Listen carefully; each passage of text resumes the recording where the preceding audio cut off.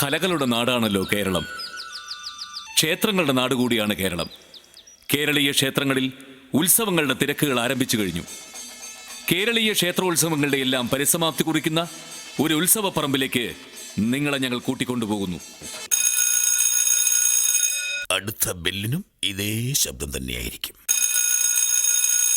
പ്രിയ കലാപസ്നേഹികളെ, കലാപസ്നേഹികളല്ല, കലാസ്നേഹികള്. എന്റെ അനുഭവം വെച്ചാണ് ഞാൻ പറഞ്ഞത്. പ്രിയ കലാപസ്നേഹികളെ, ചേർത്തല ആർത്തനാദം തിയേറ്റേഴ്സിന്റെ മണ്ഡോദരി ഒന്ന് മിണ്ടാതിരി എന്ന ബാലെ ഞങ്ങൾ കണ്ടിരുന്നു. വളരെ നല്ല ബാലയായിരുന്നു. അതുപോലെ ഒരെണ്ണം ചെയ്യണമെന്ന് വിചാരിച്ച് ഒരെണ്ണം എഴുതി ഒപ്പിച്ചിട്ടുണ്ട്. ഇനി അഭിനയിച്ചും ഒപ്പിക്കണം. കലയെയും അവളുടെ അനുചിത്തിയെയും എന്നും പീഡിപ്പിച്ചിട്ടുള്ള, പ്രോത്സാഹിപ്പിച്ചിട്ടുള്ള നിങ്ങളുടെ മുന്നിൽ ഞങ്ങൾ അഭിമാനപൂർവ്വം അവതരിപ്പിക്കുന്നു കാല. See you da.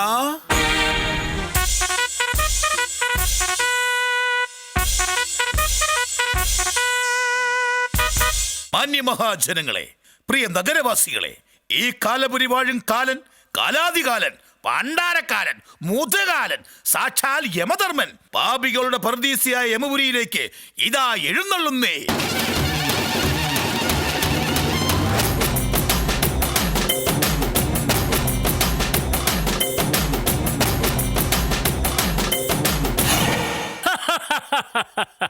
പായലേ വിട, പൂപ്പലേ വിട, എന്നേക്കും വിട. എന്താ യമരാജൻ രാവിലെ പരസ്യം പറഞ്ഞു കളിക്കുന്നത്? പരസ്യമല്ല, പതിവില്ലാതെ നാം ഇന്നൊന്ന് പല്ല് തേച്ചു. അതാ പറഞ്ഞത് പായലേ വിട, പൂപ്പലേ വിട, എന്നേക്കും വിട. ഓ, അത് ശരി. ആട്ടെ, അങ്ങയുടെ പോത്തെവിടെ? ഈ CC-ക്കാരുടെ ശല്യം കാരണം നാം ഇപ്പോൾ പോത്തിനെ പുറത്തെടുക്കാറില്ല. പിന്നെ താൻ അറിഞ്ഞില്ലേ, നാം ഇന്നലെ ഒരു കുതിരയെ വാങ്ങി. നല്ല കൊഴുത്ത് തടിച്ചൊരു വെള്ള കുതിര. എന്നിട്ട് ആ കുതിര എവിടെ? ബാറ്ററിക്ക് ചാർജ് ഇല്ലാത്തതുകൊണ്ട് കുതിരയെ കൊണ്ടുവന്നില്ല. ആ പിക്ചർ ഗുപ്ത. എന്താ പിച്ച ഗുപ്താന്നോ? എടോ ചിത്രഗുപ്ത, തന്നെ ഞാനൊന്ന് ഇംഗ്ലീഷിൽ വിളിച്ചതാ പിക്ചർ ഗുപ്താന്ന്. എടോ, നോക്കി നിൽക്കാതെ ലാപ്ടോപ്പ് എടുത്ത് ഇന്ന് പിടിക്കാനുള്ള ആളുകളുടെ ലിസ്റ്റ് എടുക്ക്. ലാപ്ടോപ്പ് അതിലെങ്ങും ഒരു കോപ്പും കാണുന്നില്ല. പഴയ പുസ്തകം തന്നെ ശരണം. പിന്നെ ഇന്നലെ പിടിച്ചോണ്ട് വന്ന 1-2 പേരെ വിസ്തരിക്കാനായി കൊണ്ടുവന്നിട്ടുണ്ട്. ദാ ആ നിൽക്കുന്നവനെ കണ്ടോ? അവനാണ് കൊച്ചാപ്പി, കോൺട്രാക്ടറാ, മഹാവേന്ദ്രനാ. വിളിക്ക്. ചുക്കാപ്പിയെ. എന്ത്? കൊച്ചാപ്പിയെ.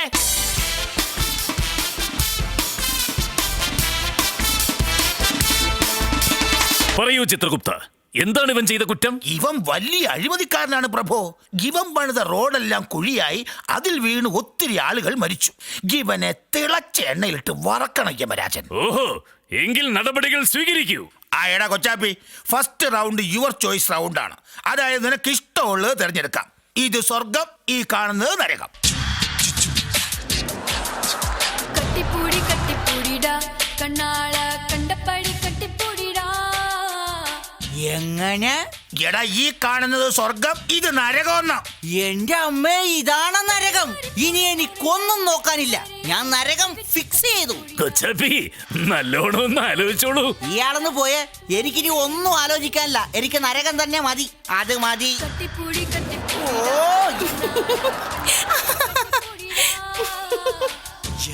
ഇടത്തിൽ സുഖം മിക അധികം. അയ്യോ അയ്യോ, എടാ കാല, ഒടുക്കത്തെ കാല, ഇതൊരു മാതിരി മറ്റെടുത്ത പരിപാടിയായി പോയിട്ടാ. എന്താ, എന്തു പറ്റി കൊച്ചാപ്പി? അയ്യോ, അതിനകത്ത് ഭയങ്കര ചാട്ടവാറടിയും തീയിലിട്ട് ചുടലും കുന്തം പഴുപ്പിച്ച് ചന്തിയിലും വെക്കലും ഒക്കെയാ. അത്രേ ഉള്ളൂ? അതൊക്കെ നരകത്തിലെ ശിക്ഷകളല്ലേ? ആഹാ, പിന്നെ എന്തിനാ ഒരു പെണ്ണുമ്പുള്ള ചുമ്മാ ക്യാമറ ഡാൻസും കാണിച്ച് കൊതിപ്പിച്ച് എന്റെ അകത്തോട്ട് വിളിച്ചോണ്ട് പോയത്? എടാ വിഡ്ഢി, അത് നരകത്തിലേക്ക് ആളുകൾ ആകർഷിക്കാനുള്ള ഞങ്ങളുടെ ചെറിയൊരു പരസ്യമല്ലേ. എന്നാ അങ്ങനെയാണ് എനിക്ക് സ്വർഗം മതി. അതങ്ങ് പള്ളി പോയി പറഞ്ഞാ മതി. ഒരു പ്രാവശ്യം ഫിക്സ് ചെയ്ത പിന്നെ ഫിക്സ് ചെയ്തതാ മോനെ. നോക്കി നിൽക്കാതെ കൊണ്ടുപോടി ഇവനെ നരകത്തിലേക്ക്. തീയിലിട്ട് ചൂടാനല്ലേ വേണ്ട. വൃത്തികെട്ടവൻ. മുടിയും വെട്ടൂല, താടിയും പിടിക്കൂല, നടക്കുക കാടനെ പോലെ. എന്റെ അച്ഛനാണെങ്കിൽ ഒരു ദിവസം 10 പ്രാവശ്യം താടി പഠിച്ചൻ. ഓഹോ, അത്രയ്ക്ക് വൃത്തിയാണോ തന്റെ അച്ഛന്? അതല്ല, അച്ഛൻ ബാർബറ. ചിത്രഗുപ്ത, ഈ വരുന്ന ഫെബ്രുവരിയിൽ നമ്മുടെ വിവാഹ വാർഷികമാണ്. അത് നമുക്കൊന്ന് കെങ്കേമമാക്കണം. എന്തോന്ന്? ഫെബ്രുവരിയിൽ വെഡിങ് ആനിവേഴ്സറി ആണെന്ന്. ഫെബ്രുവരിയോ? എന്താ യമകാല ഇത്? ഒന്നുമില്ലേലും അങ്ങൊരു രാജാവല്ലേ. ഫെബ്രുവരി എന്നൊക്കെയാണോ പറയുന്നത്? ഫെബ്രുവരി അങ്ങനെ വേണം പറയാൻ. അല്ല, പറഞ്ഞതുപോലെ ഫെബ്രുവരിയിലല്ലല്ലോ കല്യാണം നടന്നത്. പിന്നെ മറാച്ചിലല്ലേ? എന്ത്? മറാച്ചിലല്ലേന്ന്. കഷ്ടം, നല്ല വിവരം. എന്താണോ ഇത്? ഒന്നും പറയണ്ട മഹാരാജൻ. 2-3 ദിവസമായിട്ട് ഭയങ്കര ഗ്യാസിന്റെ ഉപദ്രവം. ഇന്ന് രാവിലെ തൊട്ട് 1,500 ഏമ്പക്കം വിട്ടതാ. ഇപ്പോഴാ ഒരെണ്ണം വായിക്കൂടെ പോയത്. ഏടോ കണാകുണാന്ന് പറഞ്ഞു നിൽക്കാതെ വിധി നടപ്പാക്കാനുള്ളവരെ വിളിക്കൂ. ആ യമരാജൻ, ഇനി വിധി നടപ്പാക്കാനുള്ളത് 3 സുന്ദരികളായ പെണ്ണുങ്ങൾക്കാണ്. ദാ ഈ വരുന്നതാണ് ചന്ദ്രിക. ഇവൾ ഭർത്താവിനെ വഞ്ചിച്ചു, എന്നിട്ട് മറ്റു പലരുടെയും കൂടെ ജീവിച്ചു. ഓഹോ, അങ്ങനെയാണോ? എങ്കിൽ നടക്കണേ നരകത്തിലേക്ക്. ഈ വരുന്നതാണ് സുഭദ്ര. ഇവൾ കല്യാണം കഴിച്ചു, ഭർത്താവിനെ വഞ്ചിക്കാതെ നല്ല രീതിയിൽ ജീവിച്ചു. ഓഹോ, മിടുക്കി, നടക്കൂ സ്വർഗത്തിലേക്ക്. ആ യമരാജൻ, ഈ വരുന്നതാണ് ശ്യാമള. ഇവൾ ഇതുവരെ കല്യാണം പോലും കഴിച്ചിട്ടില്ല, നിത്യ കന്യകയാണ്. ആണോ? എങ്കിൽ നടക്കൂ ചക്കരെ എന്റെ ബെഡ്റൂമിലേക്ക്. എന്റെ എന്ത്? ഇത് കഴിഞ്ഞ രാജൻ! അയ്യോ, റാണി! യമരാജൻ, ഞാനെല്ലാം കേട്ടു. നിങ്ങളുടെ ഈ വൃത്തികെട്ട സ്വഭാവം ഇതുവരെ നിർത്തിയില്ലല്ലേ? എന്റെ സ്വഭാവത്തിന് എന്താ കുഴപ്പം? ഓ, സ്വഭാവം എന്നെ കൊണ്ടൊന്നും പറയിപ്പിക്കണ്ട. ഏത് നേരം തോഴിമാരെ ഫോൺ ചെയ്യുന്നതേ ഞാൻ അറിയുന്നുണ്ട്. നാം ഇഷ്ടമുള്ളവരെ ഇഷ്ടം പോലെ വിളിക്കും. നാം മഹാരാജാവാണ്. നമുക്കേ ഔട്ട് ഗോയിങ് ഫ്രീയാ. ആണോ? ഹ, എങ്കിലേ ഞാൻ റാണിയാ. നിങ്ങൾ ഇനി ഔട്ട് ഗോയിങ് ഫ്രീ ആക്കിയാലേ കണ്ണു അടച്ച് ഇൻകമിങ് ഞാനും അങ്ങ് ഫ്രീ ആക്കും. ഇടയ്ക്കൊരു മിസ് കോള് വിടാൻ ഈ പാവത്തിനൊരു അവസരം തരണേ. സാധിക്കില്ല. സാധിക്കില്ലെങ്കി വേണ്ട, ഞാൻ വിളിച്ചാലേ സിദ്ധിക്ക് വരും. പ്രാണി! എന്താ? റാണിയുടെ മേൽ ഒരു പ്രാണി. പിന്നെ യമരാജൻ, ഇന്നലെ ഇവിടെ വന്ന ഒരു ആത്മാവേ എന്നെ കണ്ടപ്പോ ചോദിക്കുവാ ഒരു ഉമ്മ തരുവോന്ന്. എന്നിട്ട് ഞാൻ അപ്പൊ തന്നെ എന്റെ കാലിലെ ചെരുപ്പ് വലിച്ചൂരി. കൊള്ളാം. റാണി അപ്പൊ തന്നെ അവനെ അതുകൊണ്ട് തല്ലിയല്ലേ? അയ്യോ ഇല്ല, ഇതുപോലെ ഒരെണ്ണം കൂടി വാങ്ങി തന്ന 2 ഉമ്മ തരാന്ന് പറഞ്ഞു. എടി റാണി! കോപിക്കാതെ യമരാജൻ, ഇന്നലെ രാത്രി നമ്മുടെ അന്തപുരത്തിൽ വന്നപ്പോ എനിക്ക് സമ്മാനമായിട്ട് തരാന്ന് പറഞ്ഞ സ്വർണ്ണവും രത്നങ്ങളും ഇന്ന് തരുവോ? ഇന്നലെ രാത്രിയോ? അന്തപുരത്തിലോ? ഞാനോ? ഇന്നലെ രാത്രി ഞാൻ ആത്മാക്കളെ പിടിക്കാൻ കേരളത്തിൽ പോയിരിക്കുകയായിരുന്നല്ലോ. ആണോ? അപ്പൊ ഇന്നലെയും എന്നെ ആരോ പറ്റിച്ചു. പറ്റിച്ചിട്ടൊന്നുമില്ല, തരാമെന്ന് പറഞ്ഞ എന്നെങ്കിലും തരും, ഉറപ്പാ. റാണി, കേറി പോടി അകത്തേക്ക്. അയ്യോ അമ്മേ! എന്തു പറ്റി രാജൻ? ടെൻഷൻ അടിക്കുമ്പോൾ അങ്ങേക്ക് വരുന്ന ആ നശിച്ച തലവേദന വീണ്ടും വന്നോ? വന്നു ചിത്ര, വന്നു. അമ്മേ! അയ്യോ എന്റെ തല!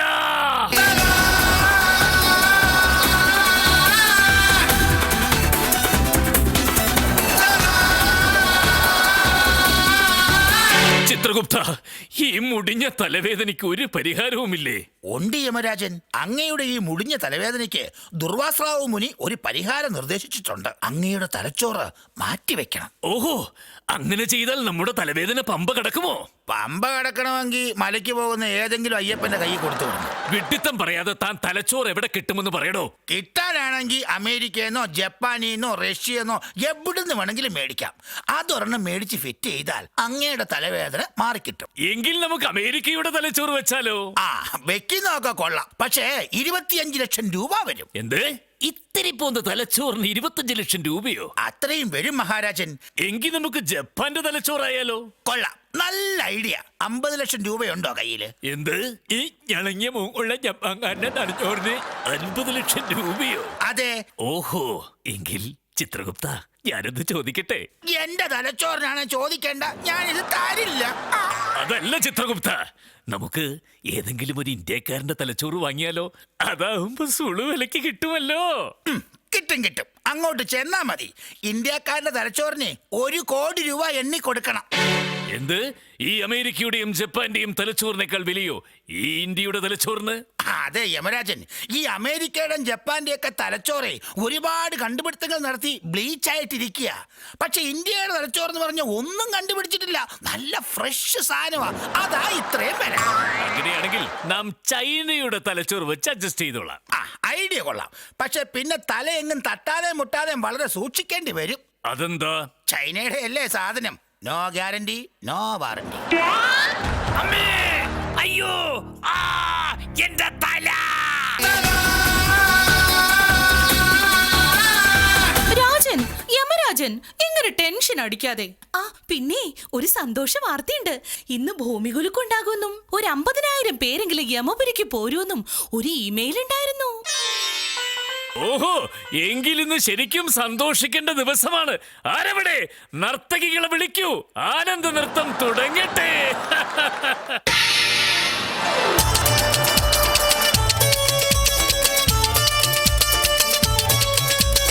ஆடிவா பாடிவா ஆனழகை தேடிவா பேரின்பம் காணலாம் வா.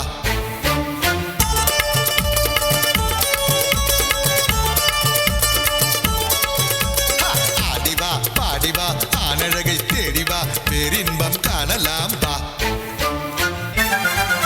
ஆடிவா பாடிவா ஆனழகை தேடிவா பேரின்பம் காணலாம் வா.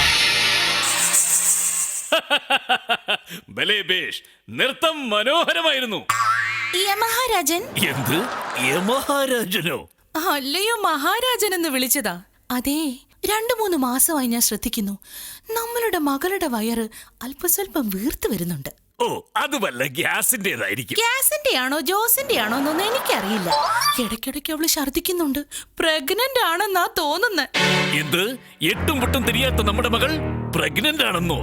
ആരാണതിന് ഉത്തരവാദി? നിങ്ങൾ തന്നെ. നിങ്ങൾ അവൾക്കൊരു മൊബൈൽ ഫോൺ വാങ്ങി കൊടുത്തതാ ഇതിനൊക്കെ കാരണം. വളരെ ശരിയായി യമരാജൻ. രാത്രി 2 മണിക്കൊക്കെ ആമ്പിള്ളേരുമായി മൊബൈൽ ഫോണിൽ സൊള്ളിക്കൊണ്ടിരിക്കുന്ന ആ കൊച്ചിന്റെ പണി. അത് തനിക്കെങ്ങനെ അറിയാം? ഞാൻ വിളിക്കുമ്പോ കിട്ടണ്ടേ? റാണി, ആരാണെന്ന് അവള് പറഞ്ഞോ? ദിവസം 10-40 പേര് വിളിക്കുന്നതല്ലേ, ആരാണെന്ന് അവൾക്ക് ഒരു നിശ്ചയവും ഇല്ല. ഈശ്വര, ഇനി നാം എന്ത് ചെയ്യും? പേടിക്കേണ്ട യമരാജൻ, എല്ലാം ഞാൻ ഏറ്റു. ഹോ, സന്തോഷമായി ചിത്രഗുപ്ത, സന്തോഷമായി. നമ്മളുടെ മകളുടെ ഗർഭം അങ്ങ് ഏറ്റെടുക്കുമല്ലേ? അതെന്റെ പാട്ടി ഏറ്റെടുക്കും. എന്റെ സ്വന്തം ഭാര്യ ഗർഭിണിയായിട്ട് ആ ഉത്തരവാദിത്തം ഞാൻ ഏറ്റെടുത്തില്ല. പിന്നെ ആ കണ്ടവന്റെ മോടെ കാര്യം. അപ്പൊ നമ്മൾ ഇനി എന്ത് ചെയ്യും ചിത്രഗുപ്ത? വിഷമിക്കേണ്ട രാജൻ, ഇന്ന് റിംഗ് ടോൺ പാപ്പച്ചൻ എന്നൊരാൾ ഇവിടെ വരും. ഭൂമിയിൽ മൊബൈൽ വഴി ധാരാളം കല്യാണങ്ങൾ നടത്തിയിട്ടുള്ള ആളാണ് ഈ റിംഗ് ടോൺ പാപ്പച്ചൻ. അയാൾ വന്നാൽ റിംഗ് ടോൺ വഴി നമ്മുടെ മകൾക്ക് പറ്റിയ ഒരു ചെറുക്കനെ കണ്ടെത്തും. എന്നാൽ ഒട്ടും സമയം കളയണ്ട. അവൻ എവിടെയുണ്ടെങ്കിലും തപ്പിയെടുത്ത് നമ്മുടെ മുമ്പിൽ കൊണ്ടുവരൂ. പോകൂ.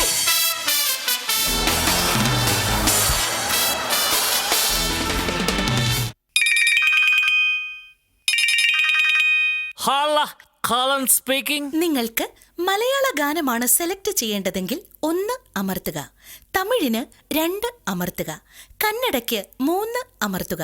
പച്ചത്തെറികൾ കേൾക്കണമെങ്കിൽ 9 അമർത്തി ചെവിയോട് ചേർത്ത് വെക്കുക. ഞാൻ തന്നെ വന്ന് നേരിട്ട് പറഞ്ഞു തരുന്നതായിരിക്കും. എന്ത്? നമ്മെ തെറി പറയുന്നു?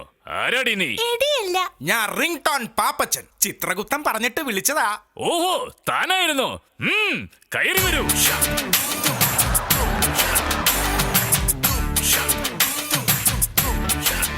പറയൂ പാപ്പച്ചൻ, നിങ്ങൾ എങ്ങനെയാണ് ഈ റിംഗ് ടോൺ വഴി കല്യാണങ്ങൾ നടത്തുന്നത്? പറഞ്ഞു തരാം.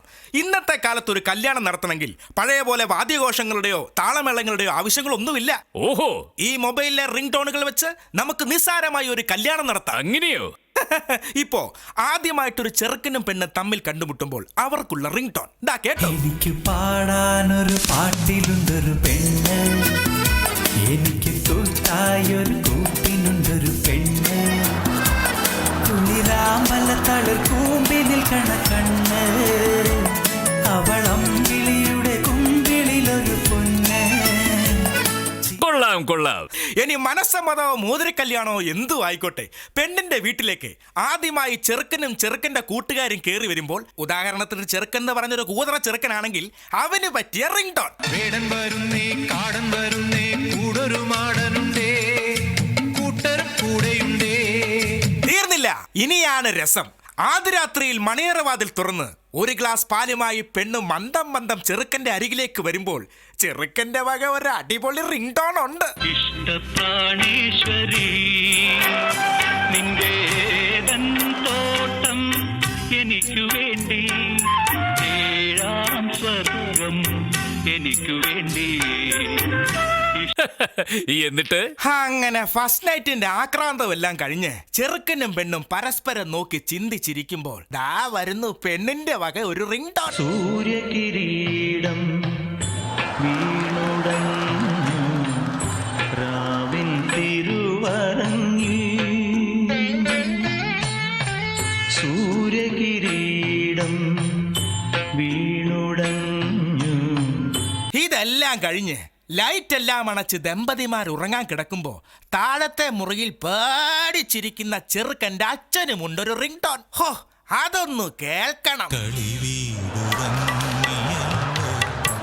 കളിവാക്കുറങ്ങിയല്ലോ ഒരു നോക്കു കാണുവാനിൻ ആത്മാവ് തേങ്ങുന്നല്ലോ കളിവീടുറങ്ങിയല്ലോ. ബലാപേക്ഷൊക്കെ പറയാൻ വരട്ടെ. ഈ കല്യാണം എന്ന് പറയുന്ന മഹാസംഭവം കഴിഞ്ഞാൽ കേരളത്തിലെ എല്ലാ ചെറുപ്പക്കാരുടെ മൊബൈലിലും ഒരൊറ്റ റിംഗ് ടോണേ കാണത്തുള്ളൂ.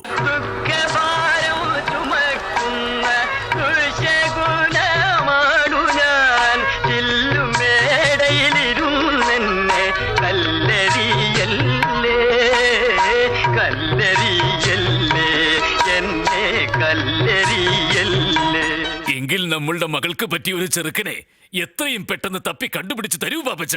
ഒരു ചെറുക്കനുണ്ട്, പക്ഷെ ജർമ്മനിക്കൊന്ന് വിളിക്കണം. ആ ഫോണിൽ തന്നെ. ജർമ്മനിക്കോ? ആ. മിനിറ്റിന് 500 റുപ്യാവും. ഞാൻ തരില്ല.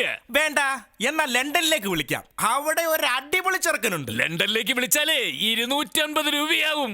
ഇശ്രാ, ഇത് വലിയ പുലിവാലായി പോയല്ലടാവി. എന്നാ കേരളത്തിലേക്കൊന്ന് വിളിക്കാവോ? ഇഷ്ടം പോലെ വിളിച്ചോളൂ. ഒരൊറ്റ പൈസ പോലും ആകില്ല. പൈസ ആവില്ലെന്നോ? അതെന്താ? നരകം ടു നരകം ഫ്രീ ആണ്.